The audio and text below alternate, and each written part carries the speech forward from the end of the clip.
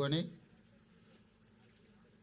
ప్రజాపాలనలో ఈ ప్రభుత్వంలో మహిళలకే మొట్టమొదటి ప్రాధాన్యత ఉంటుంది. మహిళా ఆత్మగౌరవంతో బ్రతికినప్పుడే ఆ కుటుంబం గ్రామంలో ఆత్మగౌరవంతో తలెత్తుకొని తిరగగలుగుతుంది అని చెప్పి సంపూర్ణంగా ఈ ప్రభుత్వం విశ్వసిస్తుంది.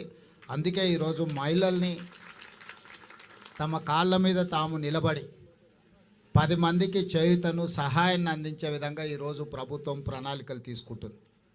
ఈరోజు మహిళ దగ్గర 10 రూపాయలు ఉంటే మొట్టమొదట తమ పిల్లల చదువుల కోసం ఖర్చు పెడతారు.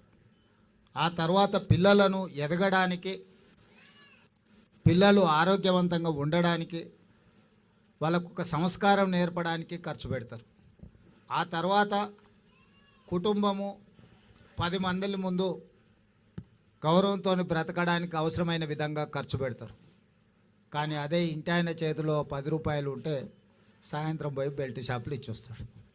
అందుకే ఈరోజు ఈ రాష్ట్రంలో ఆనాడు పివి నరసింహారావు గారు స్వయం సహాయక సంఘాలను మొదలుపెట్టి, ఆ తర్వాత రాజశేఖర రెడ్డి గారు, ఆనాడు అర్ణమ్మ గారు మంత్రిగా ఉన్నప్పుడు ఈ జిల్లాలో సంఘాలను, ఉమ్మడి మహబూబ్నగర్ జిల్లాలో సంఘాలను బాగా పెంచేదానికి, పెంపొందించేదానికి వాళ్ళకి అన్ని రకాలుగా ఆ రోజు సహకారం అందించారు.